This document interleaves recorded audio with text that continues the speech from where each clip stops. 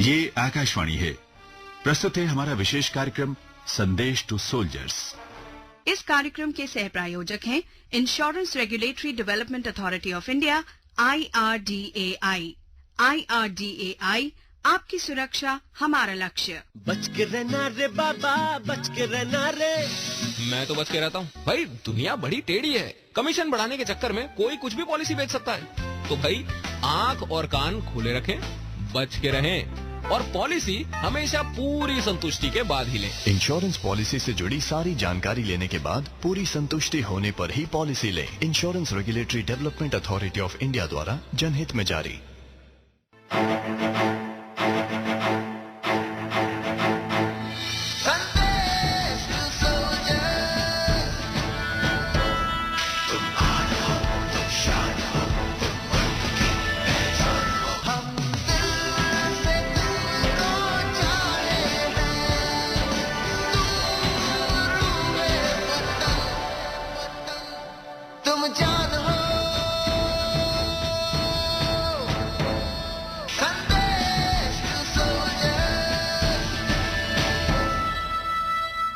न सिर्फ सीमा पर देश के प्रहरी बनकर बल्कि देश के भीतर भी देश की सुरक्षा का जिम्मा लिए ये हैं हमारे देश के वीर रक्षक। जी हाँ दोस्तों, और इन्हीं देश के वीर रक्षकों को समर्पित है संदेश टू सोल्जर्स। मैं हूं नरेंद्र और मेरे साथ हैं अनूप। और दोस्तों, अगर आप भी इस प्रोग्राम का हिस्सा बनना चाहते हैं तो आपको पता है आप इंस्टेंटली हमें SMS कर सकते हैं। टाइप करें RAIN रेन, स्पेस दीजिए, अपना सवाल लिखिए, अपना नाम लिखिए और भेज दीजिए 56060 पर। और आज हमारे स्टूडियो में हमारे साथ हैं हमारे आज के खास मेहमान, पद्म भूषण, पद्मश्री और अर्जुन अवार्ड से सम्मानित, इसके अलावा कई राष्ट्रीय और अंतर्राष्ट्रीय पुरस्कारों से सम्मानित मेजर HPS अहलुवालिया। सर, आपका परिचय कैसे दिया जाए? I can not understand.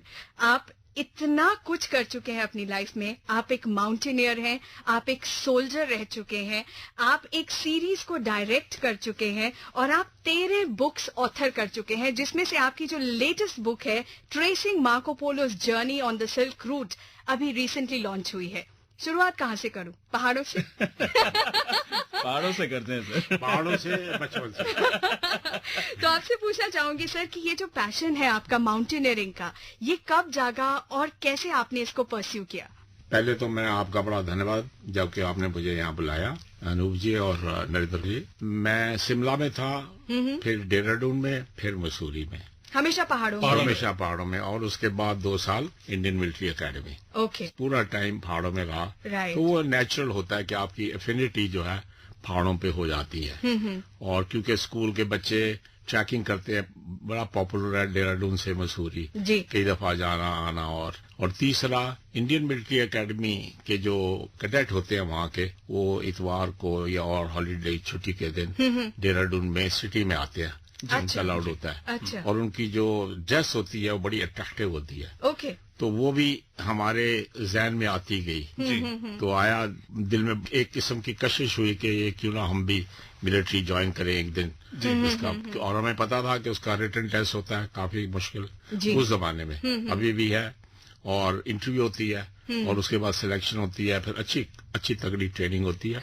और फिर वहां से जो आदमी निकलता है, डिसिप्लिन होता है और स्ट्रांग विल, और वो उसका जो फिर वो बॉर्डर पे या जहां भी है उसकी पोस्टिंग होती है। सच कहें तो ये सब आपको देखने से हमें समझ में आता है। बिल्कुल। आप ना सिर्फ कुछ लोगों के लिए बल्कि पूरी दुनिया के लिए एक बहुत बड़ी प्रेरणा बने। सामने ये प्रोडक्ट बैठा है माउंटेनियरिंग का, क्योंकि उन दिनों एवरेस्ट का बहुत जिक्र था जब मैंने ये किया, इंडियन मिलिट्री एकेडमी से पास आउट किया। जी। पहले तो आर्मी में आपको एडवेंचर का और इसका बहुत मौका मिलता है। ओके। और बहुत इनकरेज करते हैं आर्मी ये आप ये करें। तो मैंने बेसिक कोर्स किया, एडवांस कोर्स किया माउंटेनियरिंग में। और उसके बाद जैसे टाइम बीतता गया तो उन दिनों एवरेस्ट की बात चलती थी जी। और सिलेक्शन की बात चलती थी। तो उसमें भी सिलेक्ट हुए। 3 एक्सपीडिशन इंडिया ने भेजी थी एवरेस्ट को। पहली अनसक्सेसफुल रही 60 की, फिर 62 की अनसक्सेसफुल। ओके। फिर 65 में जिसमें मैं भी था जी। और मौका मिल गया वहाँ सिलेक्ट होने का और मैं सिलेक्ट हुआ और जा जी, इस बारे में विस्तार से बातें करना चाहेंगे कि क्या चैलेंजेस रहे आपके सामने, मगर उससे पहले अनूप मेरे ख्याल से कुछ गाना होना चाहिए। एब्सोल्युटली, और ऐसा गाना जो बिल्कुल इनकी पर्सनालिटी को सूट करता है और इनके जज्बे को सूट करता है। दोस्तों, आप सुन रहे हैं संदेश टू सोल्जर्स। कंधों से मिलते हैं कंधे, कदमों से कदम मिलते हैं, हम चलते हैं जब ऐसे तो दिल दुश्मन के हिलते हैं। कंधों से मिलते हैं कंधे, कदमों से कदम मिलते हैं, हम चलते हैं जब ऐसे तो दिल दुश्मन के हिलते हैं।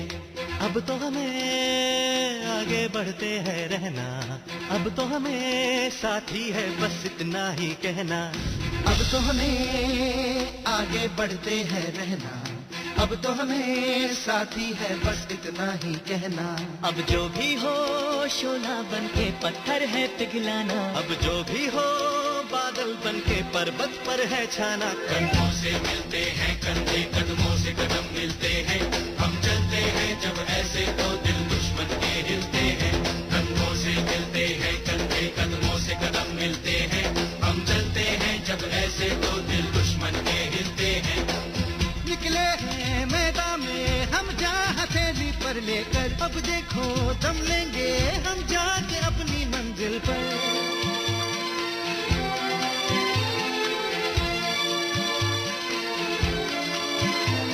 खतरों से हंस के खेलना इतनी तो हमें हिम्मत है, मोड़े कलाई मौत की इतनी तो हमें ताकत है। हम सरहदों के वास्ते लोहे की एक दीवार है, हम दुश्मनों के वास्ते होशियार है तैयार है। अब जो भी हो शोला बन के पत्थर है पिघलाना, अब जो भी हो बादल बन के पर्वत पर है छाना। कंधों से मिलते हैं कंधे, कदमों से कदम मिलते हैं, हम चलते हैं जब ऐसे तो दिल दुश्मन के हिलते हैं।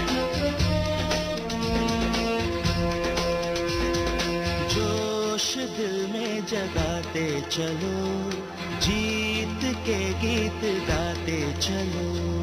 जोश दिल में जगाते चलो, जीत के गीत गाते चलो। जीत की जो तस्वीर बनाने हम निकले हैं अपने लहू से, हमको उसमें रंग भरना है। साथी मैंने अपने दिल में अब ये ठान लिया है, या तो अब करना है या तो अब मरना है।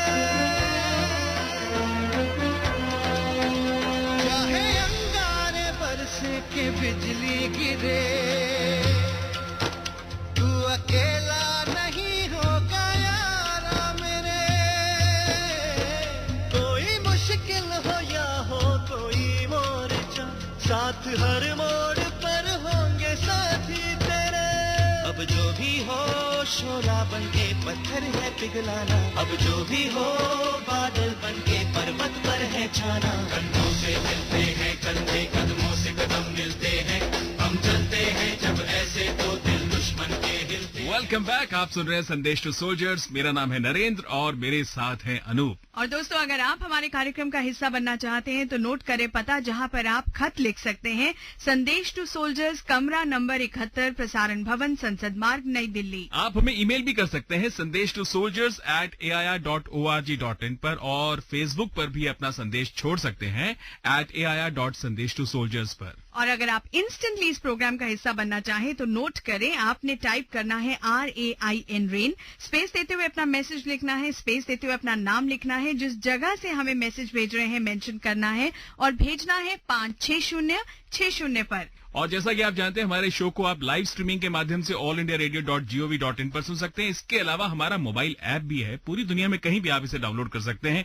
ऑल इंडिया रेडियो लाइव, और हमारे शो को लाइव सुन सकते हैं। और इस वक्त लाइव हमारे साथ हैं हमारे आज के guest major HPS Ahluwalia. Sir, बात कर रहे थे पहाड़ों की और चोटियों को छूने की, तो जो आपका 1965 में एक्सपेडिशन रहा, तो उसके बारे में बताइए सर। उसका जो वाकया एक के हमारे 6 जो एवरेस्ट क्लाइम कर चुके थे, ओके, और उसके बाद ये 7वीं पार्टी अगर जाए तो वो रिकॉर्ड ब्रेकिंग है, वर्ल्ड रिकॉर्ड जी।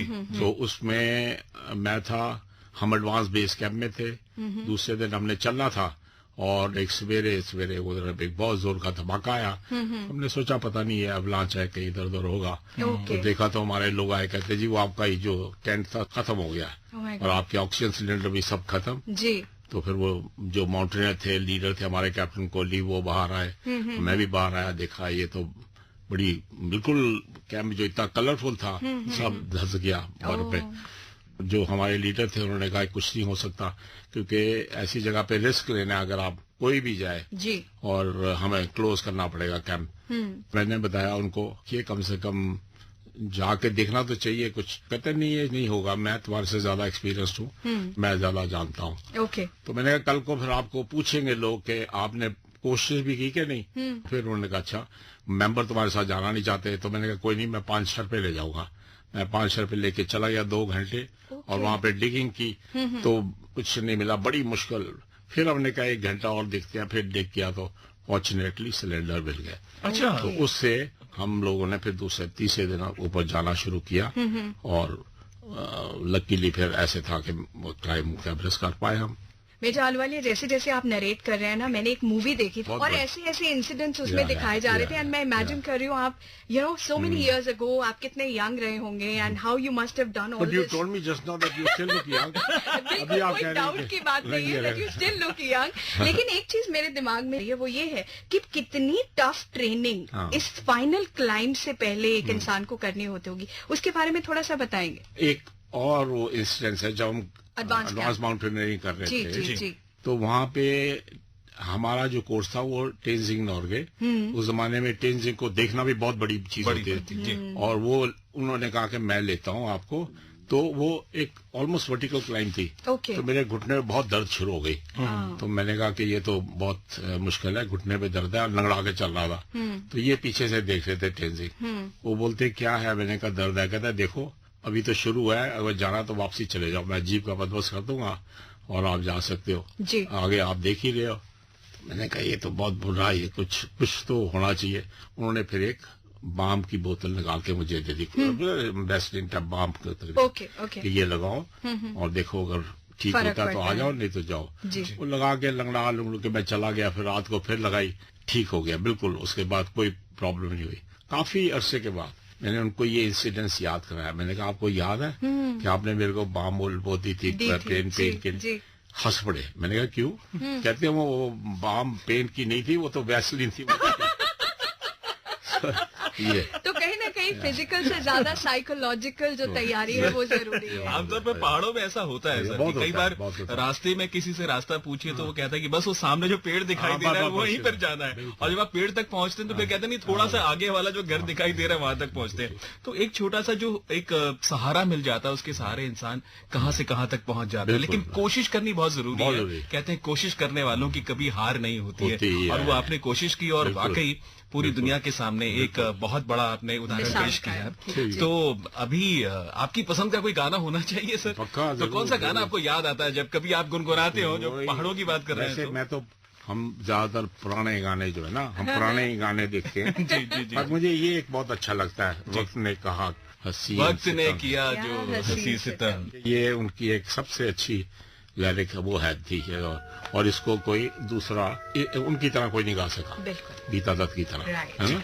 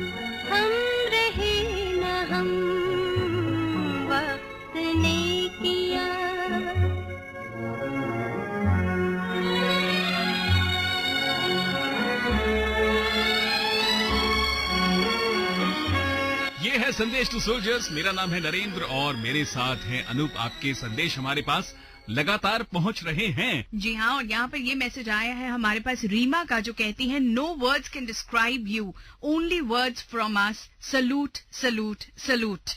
अभिषेक कहते हैं soldiers are never off duty and their life is only for the country. Manju Srivastava जो हमको लगातार खत लिखती रहती हैं, ये कहती है कि मैं भी कुछ समय पहले एनसीसी का हिस्सा रह चुकी हूँ। ये लिखती हैं, सीमा लांघ कर दुश्मन घुस आया, पल भर में उसे मार गिराया, भारत माँ का कर्ज चुकाया, देश की खातिर प्राण गवाया, भारत माँ के वीर सपूतों, खून का एक एक कतरा तेरा व्यर्थ कभी ना जाएगा, देश की रक्षा हेतु तेरा बलिदान शहादत कहलाएगा। ऐसी ही शहादत देने वाले, मातृभूमि पर कुर्बान होने वाले वीरों की दास्तान हम सुनते हैं संदेश टू सोल्जर्स में। आज ऐसे ही एक और वीर की महागाथा। आज की कहानी पूना हॉर्स रेजिमेंट के जांबाज फौजी लेफ्टिनेंट कर्नल आर्देशीर बरजोरजी तारापुर की। लेफ्टिनेंट कर्नल तारापुर का जन्म 18 अगस्त 1923 को मुंबई में हुआ था। खून में बहादुरी की विरासत लेकर जन्मे तारापुर की प्रारंभिक शिक्षा सरदार दस्तूर बॉयज स्कूल पूना में हुई। फौज में दाखिल हुए और उनकी ट्रेनिंग सैन्य प्रशिक्षण ऑफिसर ट्रेनिंग स्कूल गोलकुंडा में हुई। 1 जनवरी 1942 को वो बतौर commissioned officer 7th Hyderabad infantry का और आजादी के बाद 1951 में पूना हॉर्स का हिस्सा बन गए। पूना हॉर्स में उनके पास सेंचुरियन टैंक्स की कमान थी। वर्ष 1965। शांत पश्चिमी सीमांत गरज उठा क्योंकि एक अमन पसंद मुल्क का पड़ोसी दगाबाज निकला। क्योंकि भीख मांगकर अस्त्र शस्त्र जमा करने वाला देश अपने को भ्रमवश बहादुर समझने लगा। क्योंकि तानाशाही की नापाक नजर लोकशाही की तरक्की को देखकर तिलमिला उठी थी। क्योंकि मजहब के झूठे नक्कारे पीटने वाले देश के बर्बर शासकों ने मंदिर, मस्जिद और गिरजे गुरुद्वारों पर कहर ढाने की योजना बनाई। उन्हें लगा कि 1962 में हम चीन के हाथ पराजित होकर खत्म हो चुके हैं। हम हताशा की नींद में सो गए हैं। लेकिन हम सोए नहीं थे, जाग रहे थे। शांति के समर्थक शक्ति की आराधना में भी लगे थे और मानवता के पहरुए दानवता के आक्रमण को विफल बनाने के लिए सजग और तैयार बैठे थे। उन दिनों की यादों को ताजा करते हुए आप हैं जनरल अशोक मेहता। ये युद्ध 5 अगस्त को शुरू हुआ जम्मू और कश्मीर में। उन्होंने एक ऑपरेशन जिब्राल्टर का नाम का एक घुसपैठ ऑपरेशन बनाया।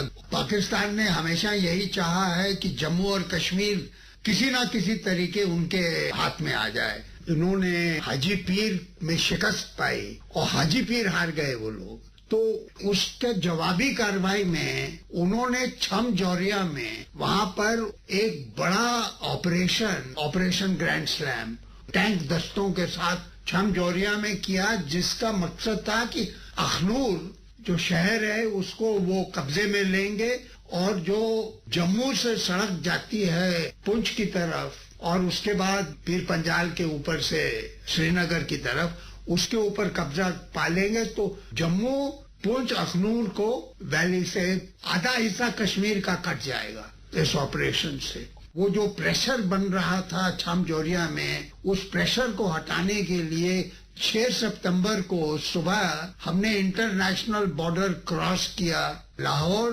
सियालकोट और गदरा सेक्टर में। जो टैंक के दस्ते वहां पर ऑपरेशन कर रहे थे उनको पाकिस्तान को हटाना पड़ा छम जौरिया से और लाहौर की तरफ ले जाना पड़ा। तो अखनूर को खतरा जो था टल गया, लेकिन हमको इंटरनेशनल बॉर्डर क्रॉस करने के बाद युद्ध की घोषणा करनी पड़ी। भारतीय सेना के जवानों ने साबित कर दिया कि आदर्शों की हिफाजत का काम जिन भुजाओं को सौंपा गया था उनमें अजेय शक्ति है। 3 सितंबर 1965 को पूना हॉर्स के कमांडेंट तारापुर को सियालकोट सेक्टर के लिए मार्च करने का आदेश मिला। तारापुर अपनी बहादुर टुकड़ी के साथ युद्ध भूमि पहुंच गए।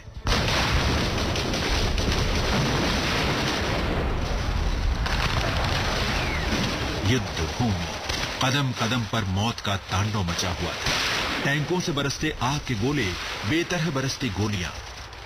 भारत पाकिस्तान सीमा पर दूसरे सेक्टरों की तरह पाकिस्तान के सियालकोट सेक्टर में भी जबरदस्त जंग जारी थी। लेफ्टिनेंट कर्नल तारापोर के नेतृत्व में सियालकोट सेक्टर में भारतीय सेना जीतते हुए आगे बढ़ती जा रही थी। ऊपर से हवाई हमले, नीचे हैवी शेलिंग, पर तारापोर आगे बढ़ते गए। फिल्लौरा पर कब्जा अहम था। मौसम खराब था, बारिश हो रही थी, टैंकों को आगे बढ़ने में परेशानी हो रही थी, लेकिन तारापोर की टुकड़ी आगे बढ़ती गई। युद्ध में उनके साथी रह चुके जनरल अजय सिंह कमांडेंट तारापोर को याद करते हुए कहते हैं, कल तारापोर ने आओ देखा न ताओ, जो भी टैंकें उनके आसपास थी उनको लेके और वो जल्दी से जल्दी मेरे रीइंफोर्स करने के लिए पहुंच गए। और जब टैंकें उनके आके पहुंची, उधर से दुश्मन की टैंकें बुटुर दगरानी में आ गई थी और इधर से हमारे सीओ साहब अपनी टैंकें ले आए थे और फिर एक बहुत जबरदस्त टैंक पर से टैंक बैटल हुई। वो सोच रहे थे कि जो टैंक पर से टैंक बैटल हो रही थी उसके अंदर जब फायरिंग खत्म हो गई तो उन्होंने सोचा कि वो जीत चुके, क्योंकि वो साइड पे हो रही थी। उनको ये तो पता नहीं था कि इंडियन आर्मी ने उनकी तकरीबन 50 टैंकें मार दी थी। तो जब उन्होंने मेरी टैंक देखी तो वो भागे अपनी टैंक छोड़ के और जो भी आदमी थे फिलौरा से भागना शुरू कर दिया उन्होंने। इतने में मैंने मैसेज पास की कि फिलौरा कैप्चर हो चुका है। 11 सितंबर 1965 पाकिस्तान का फिलौरा इलाका, यहीं पास में था चाविंडा का इलाका। दक्षिण से हमले की कमान लेफ्टिनेंट कर्नल तारापोर के हाथ में थी। 11 सितंबर को फिलौरा भारतीय कब्जे में आ गया था। पाकिस्तानी फौज ने नई रणनीति के तहत दोबारा हमला शुरू किया। फिलौरा और चाविंडा के बीच लेफ्टिनेंट कर्नल तारापोर की यूनिट पर पाकिस्तानी फौज की एक बड़ी टुकड़ी ने वजीर वली पोस्ट से बड़ा हमला बोल दिया। आगे बढ़ाओ, एक भी दुश्मन जिंदा लौट के जाने न पाए। तारापोर के पास कम सैनिक थे, लेकिन हौसला बड़ा था। कम संख्या में होने के बावजूद तारापोर की टुकड़ी ने मैदान नहीं छोड़ा। इसी दौरान दुश्मन के टैंकों और आर्टिलरी के जोरदार हमले की जद में उनका सेंचुरियन टैंक भी आ गया था। आग लग गई थी। वो बाहर निकले। वायरलेस ऑफिसर कैप्टन अमरजीत बल टैंक के अंदर फंस गए थे। वो दोबारा अंदर गए और उन्हें वहां से निकाला। घायल कैप्टन को खुद ही मॉर्फिन का इंजेक्शन दिया और इवैक्यूएट कराया। एक और हमले में उनकी बाह बुरी तरह से घायल हो गई थी। उन्हें वापस भेजने की कोशिश की गई, लेकिन तारापोर ने इनकार कर दिया। मैं यहीं रहूंगा अपनी यूनिट के साथ। और वो वहीं रहे, लड़ते रहे। अगले 2 दिनों तक एक हाथ में स्लिंग लटकाए हुए वो नेतृत्व करते रहे। ऊना हॉर्स के जांबाज कभी पीठ दिखाने की सोच भी नहीं सकते। तारापोर की टुकड़ी का अगला निशाना था वजीर वली। 13 सितंबर 1965 को तारापोर ने अपने साथियों के साथ वजीर वली पर हमला बोल दिया। 3 दिन बीत गए। पाकिस्तानी सेना ने एड़ी चोटी का जोर लगा लिया, लेकिन तारापोर डटे रहे। लड़ाई जारी रही, आगे बढ़ते गए। जस्सोरण और बंटर डोगरंदी पर भी कब्जा जमा लिया। 16 सितंबर 1965 लड़ाई में तारापोर बुरी तरह से घायल हो गए थे। युद्ध के दौरान तोप का एक गोला तारापोर के टैंक पर गिरा। उनका टैंक आग में घिर गया। इसी हमले में लेफ्टिनेंट कर्नल आर्देशीर बोरसोरजी तारापोर शहीद हो गए।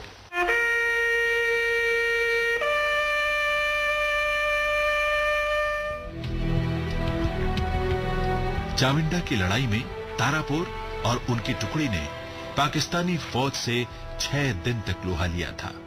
दुश्मन के 60 टैंक बर्बाद कर दिए थे, जबकि भारत के सिर्फ 9 टैंक बेकार हुए थे। युद्ध पर जाने से पहले उन्होंने अपने साथी मेजर मनोरंजन चीमा से कहा था, अगर मैं युद्ध में मारा गया तो मुझे यहीं युद्ध भूमि में दफन कर देना। मेरे इकलौते बेटे को कहना कि बड़ा होकर वो भी सैनिक बने और पूना हॉर्स रेजिमेंट में शामिल हो जाए। लेफ्टिनेंट कर्नल तारापोर का अंतिम संस्कार 17 सितंबर 1965 को जस्सोरण की युद्ध भूमि में ही कर दिया गया। परमवीर तारापोर की वीरता की कायल पाकिस्तानी फौज भी थी। कहते हैं उनके दाह संस्कार के समय उन्होंने अपने तोपों को खामोश कर दिया था और तारापोर को अपने युद्ध इतिहास में फक्र हिंद कहकर संबोधित किया। उनकी शहादत के कुछ दिनों बाद एक सिपाही तारापुर के घर पहुंचा। उसने तारापुर की पत्नी पेरिन तारापुर के सामने अपने बेटे को खड़ा किया और बोला, माता जी, अगर आप इसके सिर पर अपना हाथ रख देंगी ना, तो ये भी वैसा ही वीर बनेगा जैसा आपके पति थे। 1965 का भारत पाकिस्तान युद्ध भारतीय सेना के संकल्पों, साहस और बलिदान की कहानी है।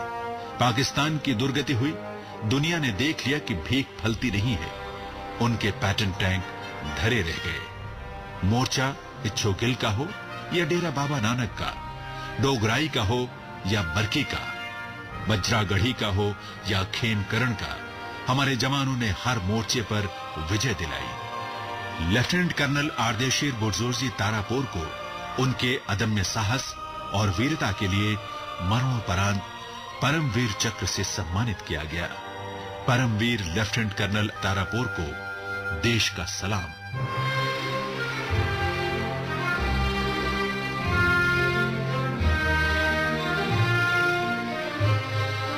सच कहें तो इस गाथा को सुनने के बाद 1965 का जो हालात थे, जो हमारे वीरों ने शहादत दी, जो हमारे वीरों ने वीरता दिखाई, वो हमारी आंखों के सामने आती है। और 1965 की बात करें तो आपके पास भी उससे जुड़ी हुई बहुत सारी यादें हैं। आफ्टर क्लाइंबिंग एवरेस्ट 3 महीने के बाद जी मैं लड़ाई में गया। मेरा जो सीओ था, उनका फोन आया कि देखो अभी तो मैं एक एडवेंचर करके आया, यहाँ लड़ाई शुरू हुई है, अगर दूसरी एडवेंचर देखने तो यहाँ आ जाओ। तो हम चले गए और वहां पे फिर बुलेट इंजरी हुई मेरे को और वहां से एवैक्यूएट करना बड़ा मुश्किल था। अच्छा। श्रीनगर में, सोनामार्ग में था, तो श्रीनगर में लाया गया और फिर वहां से दिल्ली उन्होंने कहा कि नहीं यहाँ तो मुश्किल है, तो उन्होंने कहा सीधा फ्लाई करो, हम एक राउंड बेच रहे हैं मेजाल वाले के लिए, तो उनको दिल्ली लाना पड़ेगा। फिर दिल्ली आए। किसी को समझ नहीं आई कि ये क्या है, क्या कर सकते हैं हम। स्पाइन की चोट है, क्या है, गर्दन की है, क्या है, और उसको उस जमाने में कोई समझता नहीं था ये पैराप्लीजिक है, क्वाड्रिप्लीजिक है, ये है। तो 2 साल हॉस्पिटल में, इधर उधर, इस हॉस्पिटल में, उस हॉस्पिटल में, कुछ नहीं पता लगा। फिर पता लगा कि एक हॉस्पिटल है स्टोक मैंडेबल, यूके में। वहाँ ऐसी होती है, वर्ल्ड वॉर 2 के जो पेशेंट थे उनसे वो शुरुआत की गई थी। तो मैं जब वहां गया तो सब देखा मैंने सबको, और मैं फिर निकलना शुरू हुआ अपने शेल में से। क्योंकि वो जो होता है ना, एकदम आप बीमार हो जाओ, बिस्तर पे पड़े रहो, क्योंकि दिल्ली वगैरह में कहते हैं बिस्तर पे ही रहना पड़ेगा। तो वो आप एक तरह के मेंटली आप वो हो जाते हो, बिल्कुल डिप्रेस्ड और एकदम लो फीलिंग, और ये कोई अब कुछ नहीं रहा, ये है वो है। ये लाइफ का जो होता है, ये ना आप एक्सप्लेन कर सकते हो ना मैं। तो फिर मेरे को इन्होंने यूके में भेजा, ये हॉस्पिटल में। और ये हॉस्पिटल में जब मैं गया था, मैं बिल्कुल टूटा हुआ था। और फिर वहां जाके देखा रिहेबिलिटेशन क्या होती है ये। उसके बाद मैं कई दफा इस हॉस्पिटल में गया चेकअप के लिए। तो मेरे दिमाग में था कि अगर किसी कंट्री को ऐसा हॉस्पिटल चाहिए तो वो है इंडिया। तो फिर दिमाग में आया कि ये जरूर करना है हमने। फिर मैंने कोशिश की, गवर्नमेंट के साथ प्रोजेक्ट रिपोर्ट बना के दी उनको, तो बात नहीं बनी। वो फिर हमने एनजीओ में उसको खुला, रजिस्टर कराया as a society. Spinal injury centre जो आज एक बहुत इम्पोर्टेंट लोकेशन है दिल्ली में, बहुत इम्पोर्टेंट लोकेशन है। और सर हजारों लोग न सिर्फ हिंदुस्तान से बल्कि विदेशों से भी लोग वहाँ पर आते हैं और फायदा ले रहे हैं। बिल्कुल, वो उसकी बर्थ वहाँ से हुई। रोशनी का सिपाही हो राही, रोशनी का सिपाही, तू जो चलेगा राह बनेगी, ख्वाबों से तेरे ये दुनिया सजेगी। हो राही, रोशनी का सिपाही, हो राही।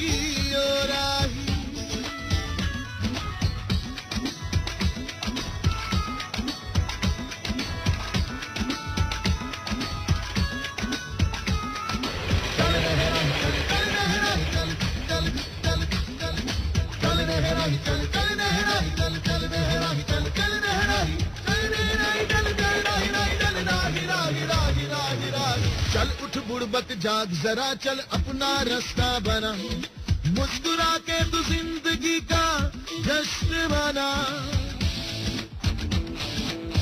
बदलेगा खुद को तो ही बदलेगा ये जहां, अब तुझसे शुरू होगी आगे की दास्तां, चिंगारी होगी तो आज जगेगी, चिंगारी होगी तो आज जगेगी,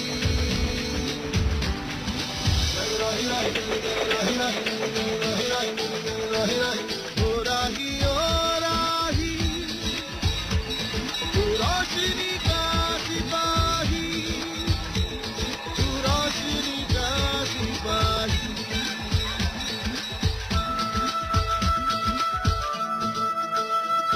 हो मंजिल तो है बस मंसूबे की हद, ख्वाहिशें बेशुमार अरमान बेहद, मंजिल तो है बस मंसूबे की हद, कौन जाने क्या होगा कब, बस तू ही जाने क्या करेगा अब,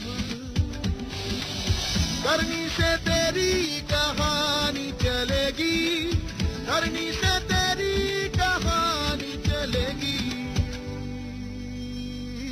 हो राही रोशनी का सिपाही, हो राही अरे बाबू समझो इशारे। भाई मैंने तो इशारा समझ लिया। मेरी गाड़ी हमेशा चलती रहे बिना रोक टोक, इसीलिए मैं हर साल मोटर इंश्योरेंस ले लेता हूँ। भाई मोटर इंश्योरेंस से सड़क पर मैं सुरक्षित हो जाता हूँ और मेरी गाड़ी भी। मोटर इंश्योरेंस पॉलिसी मेरे और मेरी गाड़ी के फ्यूचर को बनाए सिक्योर। मोटर इंश्योरेंस पॉलिसी लेना और रिन्यूअल कराना ना भूलें। Insurance regulatory development authority of India द्वारा जनहित में जारी। वेलकम बैक टू संदेश टू सोल्जर्स। मैं हूं अनूप और मेरे साथ है नरेंद्र। आपके कई सारे संदेश हमारे पास लगातार पहुंचते रहते हैं। विनय कुमार ने छत्तीसगढ़ से लिखा है, कहते हैं कि संदेश टू सोल्जर्स सुनने के बाद मेरे मन में देशभक्ति के प्रति एक अनोखा जज्बा उठा है। मैं सैनिकों की सेवा के लिए आगे आना चाहता हूं। बहुत बढ़िया। और ये ईमेल पहुंची है हमारे पास नासिक महाराष्ट्र से शिरीष समर्थ की, और नरेंद्र जी ये कहते हैं कि your programme is great, it always brings tears to my eyes and the stories, the true stories जो आप इस प्रोग्राम में सुनाते हैं वो बहुत इंस्पायरिंग है। कहते हैं Indian army is always a matter of inspiration for us and I work for a social institution called Manshakti. And इनका ये कहना है कि इनका एम ये है कि कंट्री जो है वो बहुत स्ट्रांग बने, एंड ये अंडरटेक करते हैं बहुत सारी सोशल एक्टिविटीज अपने इंस्टीट्यूशन के थ्रू, जिसमें कि शामिल है स्ट्रेस मैनेजमेंट एक्सेट्रा। इनका कहना है कि अगर कोई फौजी भाई हमारे इन प्रोग्राम्स को अटेंड करना चाहते हैं तो वो ये फैसिलिटी उनको बिल्कुल बिल्कुल फ्री एक्सटेंड करेंगे। इनका ये सेंटर लोनावला में है और ये चाहते हैं कि अगर आप यहाँ पर आना चाहते हैं या इसके बारे में कुछ ज्यादा जानना चाहते हैं तो इसके लिए आप www.manashakti.org.in पर जा सकते हैं, या फिर इनका YouTube चैनल है मनशक्ति चैनल, उस पर भी आप जा सकते हैं। और ये मैसेज आए हैं हमारे पास अंकुर का, जो कहते हैं you miss all the festivals, important family functions and are under continuous threat, still you present a bold face, we salute you. बिल्कुल सही कहा अनूप, और सच कहें तो चैन और सुकून की जिंदगी जीते हुए हमें कई बार ये महसूस ही नहीं होता है कि हमारे सोल्जर्स की जो लाइफ है वो कितनी टफ है, उनके सामने किस तरह की कंडीशंस हैं वो हमें पता ही नहीं चल पाता है। चाहे सुकमा की बात करें, चाहे कश्मीर की बात करें या कहीं की भी बात करें। आइए आपको मिलवाते हैं हमारे ऐसे ही एक फौजी से, मेजर नितिन लितुल गोगोई, जिन्होंने हाल ही में एक प्रेस कॉन्फ्रेंस में अपनी कुछ बातें साझा की। आइए सुनते हैं इस प्रेस कॉन्फ्रेंस के कुछ अंश।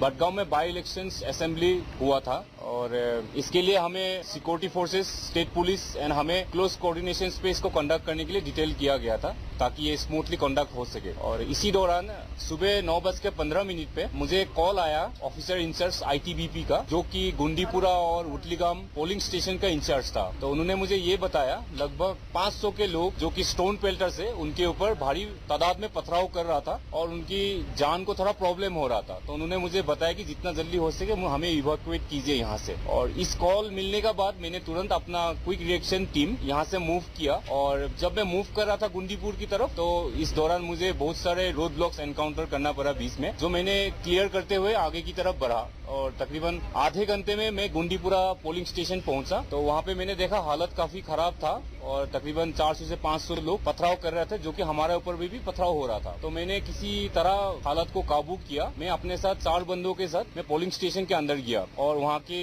अंदर की चीजों को जायजा लिया और ये इंश्योर किया कि सभी सेफ एंड सिक्योर है। और इसी दौरान गुंडीपुरा में मुझे तकरीबन 10:30 के आसपास अगेन सेम आईटीबीपी ऑफिसर जो कि उतलीगाम पोलिंग बूथ पे था, उनसे एक मुझे डिस्ट्रेस कॉल मिला और उन्होंने बताया तकरीबन 1200 लोग जो उनको घेर चुका है और उनके पोलिंग बूथ को जलाने का कोशिश कर रहा है पेट्रोल बम फेंक के। तो फिर मैंने बिना कुछ सोचे समझे, बिना टाइम वेस्ट करते हुए मैं आगे की तरफ बढ़ा, जो कि उतलीगाम तकरीबन गुंडीपुरा से 1.5 किलोमीटर के डिस्टेंस पे है। और इसी दौरान मुझे दोबारा रोड एंड ब्लॉक्स मिला, जो कि मैंने खोलते हुए आगे की तरफ बढ़ा। और जैसे ही मैं उतलीगाम पहुंचा, उसी दौरान जो ये भीड़ था ये हमारी तरफ भी मुड़ गया और हमें बुरी तरह से घेर लिया, जो कि लगभग 1200 लोग थे। गाड़ी से बाहर हम निकाल नहीं पा रहे थे, तो मैं लगातार अनाउंसमेंट कर रहा था। मैं अपने मेगाफोन से उनको बता रहा था कि हम सिर्फ polling booth staff, civil staff, वहाँ के सिक्योरिटीज को हम बचाने के लिए, रेस्क्यू करने के लिए आए हैं, तो हमें वहाँ तक जाने दीजिए। तो बाद मेरा लगातार मेगाफोन से अनाउंसमेंट करने के बाद भी भीड़ हट नहीं रहा था। तो इसी दौरान मैंने सामने देखा है 30-40 मीटर पे एक बंदा खड़ा था और जो पूरा भीड़ को इंस्टिगेट कर रहा था और वो ऊपर से एंटी इंडियन स्लोगन्स भी बोल रहा था। तो हमने और मेरे पार्टी को मैंने आदेश दिया कि इसी बंदे को पकड़ लेते, जो कि एक रिंग लीडर होने का अंदाजा है। तो जैसे हमने उसकी तरफ बढ़ा तो उसको भी भाव आ गया कि वो शायद आर्मी मुझे पकड़ने वाला है, तो वो पीछे मुड़ के भागने का कोशिश किया। तो इसी दौरान वहाँ पे एक मोटरसाइकिल वाले के पीछे में वो बैठ गया और मोटरसाइकिल वाले के साथ भागना शुरू किया। डिस्पाइट हमें बहुत सारे पथराव का सामना करना पड़ा, जिसमें मुझे और मेरे बंदों को भी चोट लगा, बट फिर भी हमने उस बंदे को पकड़ा। जैसे हमने इसको पकड़ा तो भीड़ थोड़ा सा डिस्पर्स होना शुरू किया और वहाँ पे उतलीगाम में बाइलेंस बने हुए, तो बाइलेंस के अंदर में भीड़ घुस गया। तो इसी दौरान हमने उसको पकड़ के पैदल आगे की तरफ बढ़ा, जो कि उतलीगाम पोलिंग स्टेशन की तरफ। तो वहाँ पे मुझे एक आईटीबीपी का माइन प्रोटेक्टेड व्हीकल मिला, उनके सहारे हम आगे की तरफ बढ़े और पोलिंग स्टेशन पहुंचे। वहाँ पे मैंने लगभग 4 सिविल स्टाफ, एक पुलिस कांस्टेबल जेकेपी का और 7 आईटीबीपी को बचाया और उनको मैंने वहाँ से सुरक्षित निकाल के लाया और माइन प्रोटेक्टेड व्हीकल तक लेके आया। फिर वहाँ से हम पैदल चलना शुरू किया। इसी दौरान मेरा माइन प्रोटेक्टेड व्हीकल कीचड़ में फंस चुका था, तो ये देखते हुए हालात और भी बिगड़ चुका था और वहाँ पे अनाउंसमेंट भी हुआ। उसके बाद भीड़ और भी इकट्ठा होना शुरू हो गया। तो इसको देखते हुए मैंने अपनी टीम को बताया कि इस गाड़ी को यहाँ से तुरंत निकाला जाए, नहीं तो हालात काबू करना मुश्किल होगा। इसी दौरान मेरे कुछ बंदों ने ये भी बताया मुझे कि सर हम फायर खोलते हैं, वरना आज हमें बच के निकालना मुश्किल हो सकता है। फिर भी मैंने इस चीज को काबू में रखा कि ताकि फायर ना खोले। फायर खोलते तो शायद कुछ हादसा ज्यादा हो सकता था, क्योंकि वहाँ पे बच्चे भी था और लड़कियां भी था, वुमेन्स भी था। और मैं आपको ये भी यकीनन बता देता हूँ, जब हम उतलीगाम पहुंचे थे तो जो वो भीड़ था 1200 लोग, उनमें से लेडीज और बच्चे भी हमारा ऊपर बोल्डर्स फेंक रहे थे घरों के छत से। तो मैंने दोबारा अनाउंसमेंट किया वहाँ पे, तो मेरे अनाउंसमेंट का कोई भी असर नहीं हो रहा था। तो इसी दौरान मेरा दिमाग पे ये ख्याल आया कि इसको मैं बांध देता हूँ गाड़ी में, ताकि शायद भीड़ हट सके। तो मैंने अपने ट्रूप्स को बताया कि इसको आगे में बैठा के बांध दो, ताकि हम यहाँ पे निकालने का शायद रास्ता मिल सके। जैसे हमने उसको बैठाया तो भीड़ थोड़ा डिस्पर्स होना शुरू हो गया और सडनली रुक गया पत्थर फेंकना। हमें एक दरवाजा मिला जहाँ से हम सेफली निकाल सके। तो तुरंत मैंने अपने ट्रूप्सों को आदेश दिया कि आप लोग गाड़ी में बैठिए और यहाँ से निकालने का कोशिश कीजिए। तो वहाँ से जैसे हम निकले तो सही सलामत मैंने इन 4 सिविल पोलिंग स्टाफ वाले को, एक जेकेपी पुलिस कांस्टेबल को और 4 लोगों को मैंने बसा के सही सलामत मैंने गुंडीपुरा तक पहुँचा दिया और उसके बाद हम आगे की तरफ बढ़ चुके।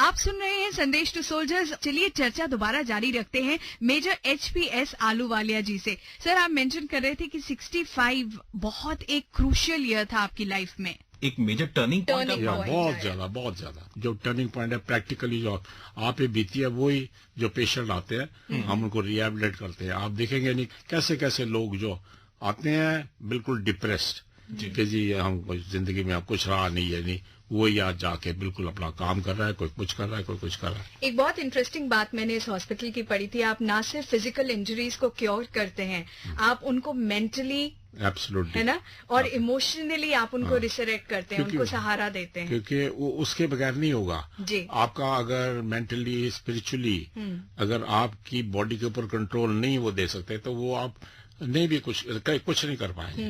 तो इसलिए वो बहुत जरूरी होता है कि हम किसी न किसी तरीके से उसको उसके वो शेल से बाहर निकालें। राइट। अच्छा सर, यहाँ पे एक चीज पूछना चाहूंगी कि आपकी डिफेंस की बैकग्राउंड रही, you have served in the uniform, तो बहुत से ऐसे पेशेंट्स आज की डेट में भी इस हॉस्पिटल को अप्रोच करते होंगे who are in uniform right now, तो क्या कुछ ऐसी फैसिलिटीज या कोई ऐसी पॉलिसीज हैं जो इन लोगों के लिए बाकियों से अलग हैं?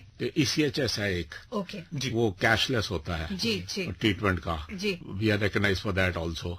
और अगर कोई वैसे आ जाए कि हमें सेकंड ओपिनियन चाहिए और वो भी देते हैं जी। और किसी के पास अगर हमारे बेड्स भी हैं मुफ्ती बिल्कुल जिनको, वो भी लेते हैं। आर्मी को स्पेशल फेवर जरूर करता हूँ जी, क्योंकि वो हमारा अपना एक तरह से ये आपकी अपनी फैमिली एक तरह से पूरा परिवार है, क्योंकि आर्मी के अंदर परिवार की बात की जाती है कि सारा परिवार अपना है। उनका हम चेक करते हैं कि क्या ट्रीटमेंट हो रही है, ठीक है, वो करता हूँ मैं। और सर एक जज्बा जिसको मैं सलाम करती हूँ यहाँ पर, वो ये है कि आफ्टर दिस एपिसोड जो टर्निंग पॉइंट जैसे नरेंद्र ने कहा 1965 जो आया आपकी लाइफ में, उसके बाद भी आपने अपने पैशन को सेकंड नहीं होने दिया लाइफ में, it remained your first priority. क्या? माउंटेनियरिंग। यस। जब मैं एवरेस्ट की चोटी पे खड़ा हुआ था जी, उस दिन फॉर्चुनेटली बड़ा ब्राइट वेदर थी, तो हर एक जो माउंटेन है अगर उसको मौका मिलता है वो नॉर्थ को देखना चाहता है, क्योंकि वहाँ उस तरफ आप टिबेटन प्लेटो देखते हो जी, और सेंट्रल एशिया।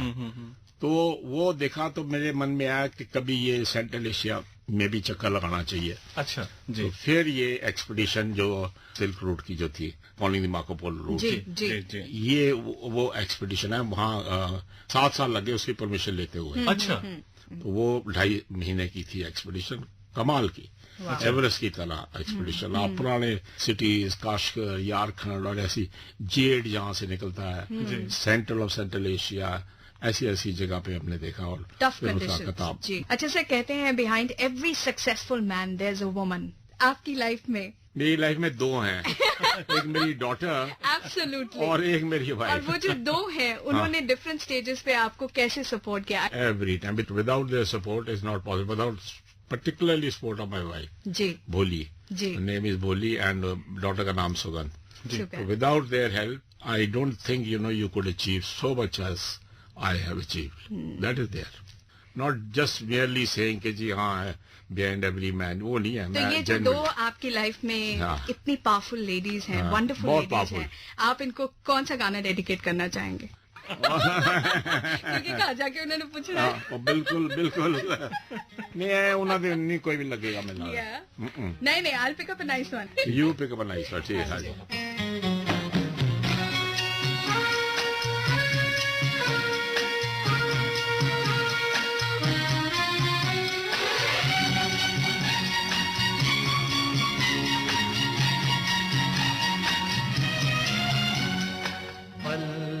पल दिल के पास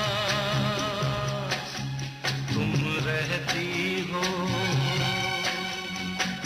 पल पल दिल के पास तुम रहती हो, जीवन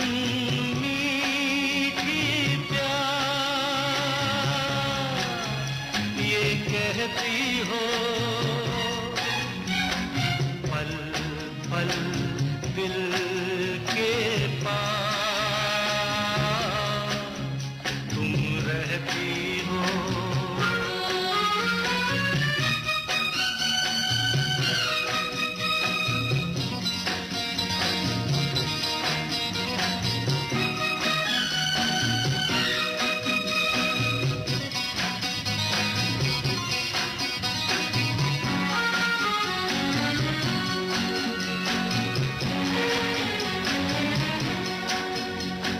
शाम आँखों पर तेरा चल लहराए, हर रात यादों की बारात ले आए। मैं सांस लेता हूँ तेरी खुशबू आती है, एक महका महका सा पैगाम लाती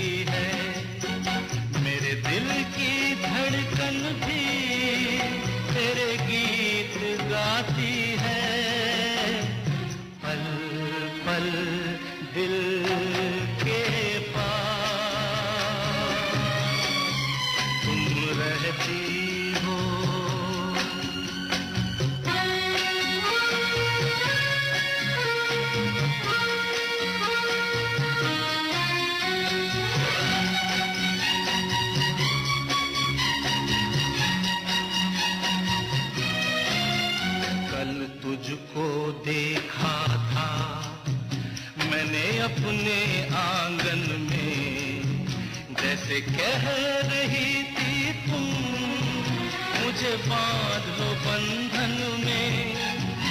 ये कैसा रिश्ता है, ये कैसे सपने हैं, बेगाने होकर भी क्यों लगते अपने हैं। मैं सोच में रहता हूँ, डर डर के कहता हूँ, पल पल दिल के पास तुम रहती हो।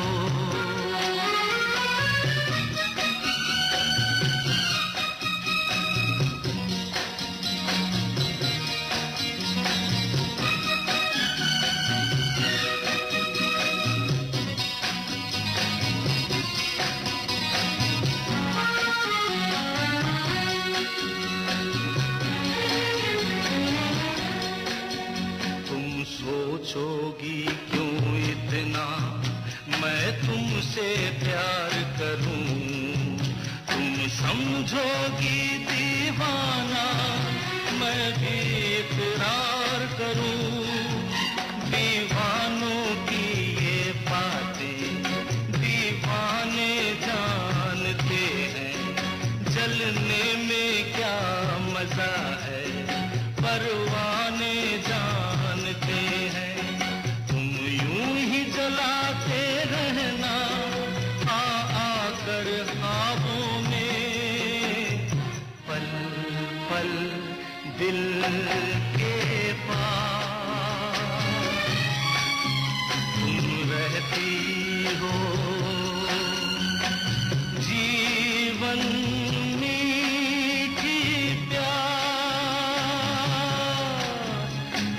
कहती हो, पल पल दिल के पास तुम रहती हो। ये है संदेश टू सोल्जर्स। मेरा नाम है नरेंद्र और मेरे साथ है अनूप। और जैसा कि आप जानते हैं आज हमारी बातचीत चल रही है मेजर HP.S. आहलूवालिया जी से। और दोस्तों आपके मैसेजेस लगातार यहाँ कंप्यूटर स्क्रीन पर हम तक पहुंचते जा रहे हैं। ये मैसेजेस जरूर लिए जाएंगे, ये हमारा आपसे वादा है। लेकिन फिलहाल आपको सुनाते हैं एक बातचीत हमारे एक ऐसे फौजी भाई से जो अब रिटायर हो चुके हैं।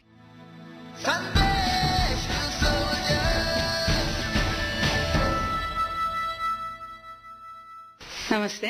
नमस्ते। आपका नाम बताएं। मेरा नाम अश्विनी कुमार कलिता है। मैं एयरफोर्स में ज्वाइन किया 1974 दिसंबर में और 15 इयर्स के बाद 1989 में रिटायर हो गया। वॉलंटरीली रिटायरमेंट लेके आया। उसके बाद मैं Assam police technical band cyber forensic laboratory में ज्वाइन किया। 25 साल वहाँ काम करके फिर रिटायर हो गया। अच्छा, और आपका कोई संदेश है जो आने वाली पीढ़ी के लिए आप बताना? एक्चुअली एनी डिफेंस और पैरामिलिट्री हो, it is always better अगर ज्वाइन करे लोग। Generally defense personnel, they take their service as a way of life, not merely a means of living. They regard their service as a priceless possessions, loved and nurtured throughout the years by dint of hard work, coupled with departmental training, self-directed learning, ethics, enhancement and personal development. So we need that type of officers, that type of men, not only in defense, in civil. Then हमारा मोदी जी का जो स्वच्छ भारत है, जो सपना पूरा हो जाएगा, डिजिटल इंडिया है, वो पूरा हो जाएगा।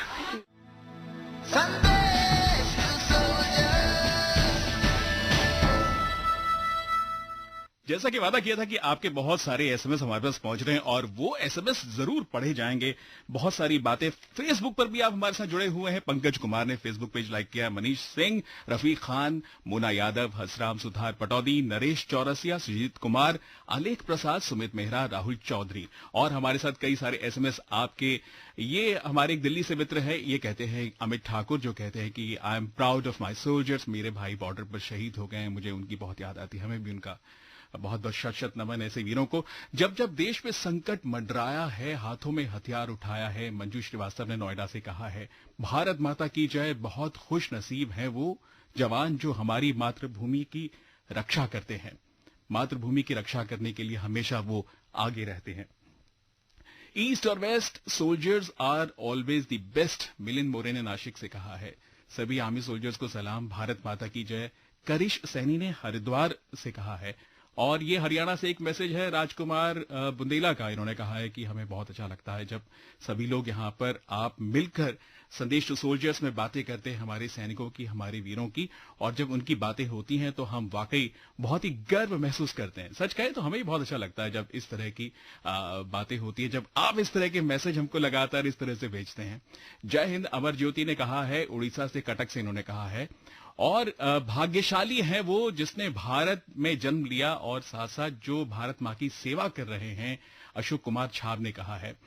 भारत माता की जय, सभी जवानों को सलाम, मदन लाल ने कहा है हरियाणा से। और ये विनय कुमार ने कहा, ये कहते हैं, हम हमारे लगातार एसएमएस भेजते रहते हैं, कहते हैं कि वाकई जो आपका कार्यक्रम है वो बिल्कुल अलग हटकर है, क्योंकि ये हमें कुछ ना कुछ सोचने पर मजबूर कर देता है। हमें भी कुछ सोचने पर मजबूर होना ही पड़ता है। और आकांक्षा कहती हैं, गुड़गांव से कह रही हैं कि सच कहें तो अपने वीरों को हमारा बहुत शत नमन, क्योंकि यही जो वीर हैं जो हमेशा हमारी सरहद पर हमेशा रक्षा करते हैं, हमारे देश की रक्षा करते हैं और साथ साथ हम लोगों की भी रक्षा करते हैं। बहुत ही खुशी की बात है कि पद्मश्री लवराज धर्मसत्तू ने दुनिया के सर्वोच्च शिखर एवरेस्ट पर 6ठी बार चढ़कर पूरी दुनिया में इन्होंने नाम रोशन किया है। इन्होंने 1998, 2006, 2009, 2012, 2013 और इस बार 26 मई 2017 को ये सफलता पाई है। पद्मश्री लवराज धर्मसत्तू जी को बहुत बहुत बधाई। और आने वाले शो में, अपने शो में जल्द ही हम उन्हें यहाँ पर आमंत्रित करेंगे। और एक और एसएमएस है, ये अखिल कुमार ने लिखा है और ये लिखते हैं रोहिणी से। ये कह रहे हैं कि सच कह रहे तो आपके शो को सुनने के बाद वाकई महसूस होता है कि हमें भी अपने देश के लिए कुछ करना चाहिए। वैसे तो हम आपको हर बार ये बोलते ही रहते हैं कि अगर आप कुछ कर रहे हैं या कुछ करना चाहते हैं तो प्लीज हमको एसएमएस कीजिए और उसके अंदर आप अपना टेलीफोन नंबर जरूर लिखिएगा ताकि हम आपको फोन कर सकें।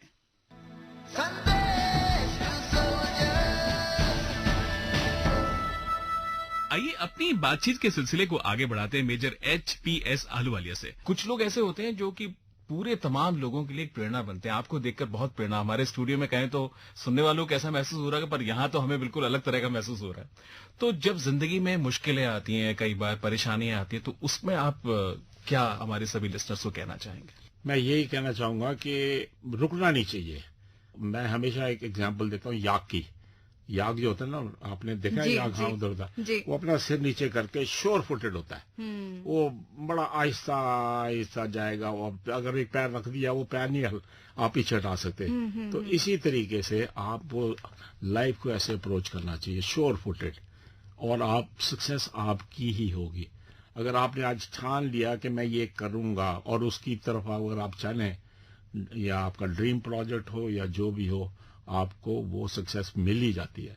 आर्मी मैंने ज्वाइन की, देखिए एवरेस्ट, मैंने कहा माउंटेन में जाऊंगा, एवरेस्ट, हॉस्पिटल एक बनाना सबके लिए, वो देखिए, और आप पता नहीं अब क्या करते हैं।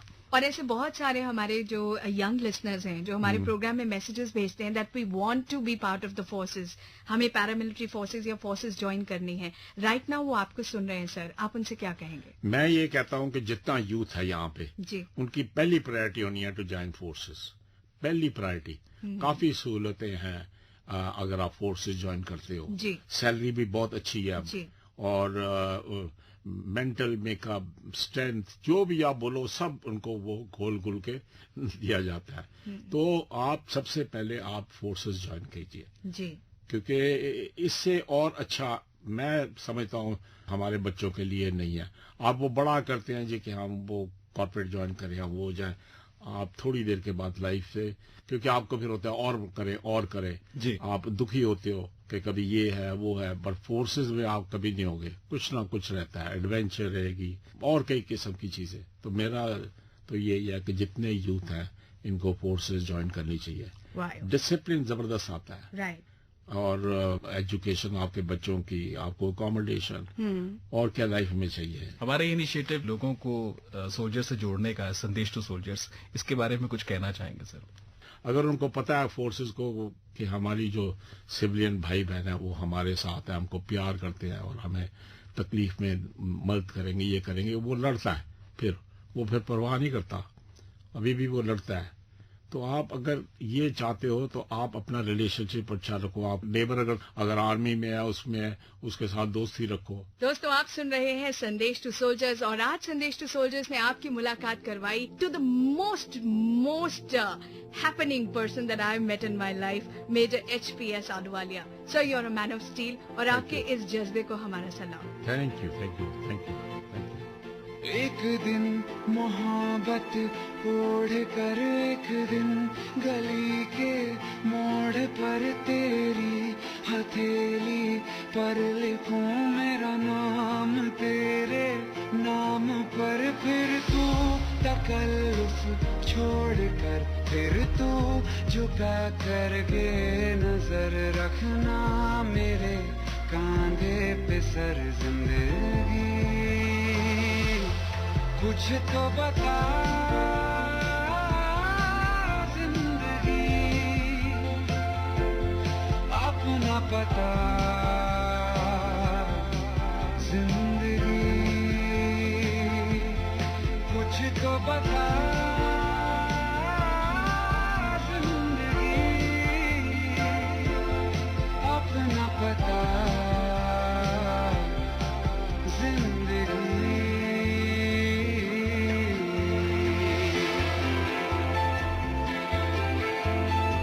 ये है संदेश टू सोल्जर्स। मेरा नाम है नरेंद्र और मेरे साथ है अनूप। और नरेंद्र, आपको बताएं कि हमारी फोर्सेस हमारे बॉर्डर्स की सुरक्षा तो करती ही हैं, साथ ही हमारी जो पैरामिलिट्री फोर्सेस हैं वो शहरों के बीचों बीच हमारी लाइफ को आसान बनाने में जुटी रहती है। बिल्कुल सही कहा तुमने। और अगर हम ITBP की बात करें तो वो बॉर्डर्स के जो विलेज एरिया हैं, वहाँ पे हमारे सिटीजन्स के साथ किस तरह मदद करती हैं, आइए इस बारे में जानते हैं। मेरा नाम है पवन कुमार नेगी, विलेज कल्पा, तहसील कल्पा, डिस्ट्रिक्ट किन्नौर, हिमाचल प्रदेश। 2000 और 2005 में जब बाढ़ आई थी तो ITBP ने, जैसे कि जहाँ जहाँ पे पुल चले गए थे, यहाँ से लेकर के रामपुर तक 14-15 पुल गायब हो गए थे, तो ये जुल्ले लगाने में हमारी हेल्प की थी। मेरा नाम रविराज है जी, गांव शुदारंग है, डिस्ट्रिक्ट किन्नौर, हिमाचल प्रदेश। हमारे आसपास ITBP रहती है, कई मोड से ये हेल्प करते हैं लोगों की। सभी को, देश के युवाओं को उनका मनोबल बढ़ाना चाहिए। वैसे तो वो हमारे मदद के लिए तैनात है, देश के लोगों से भी जिस तरह की मदद बन पड़े तो इनकी करनी चाहिए और इन्हें एक सम्मान की नजर से जो है देखना चाहिए।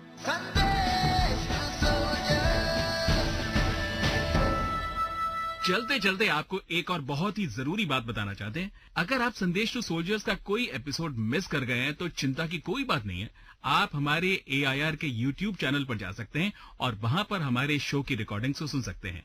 आज के शो के लिए जो कॉन्ट्रीब्यूशंस हैं उसके लिए हम आभारी हैं AIR शिमला और गुवाहाटी के। और इसी के साथ नरेंद्र और अनूप को दीजिए इजाजत। जय हिंद।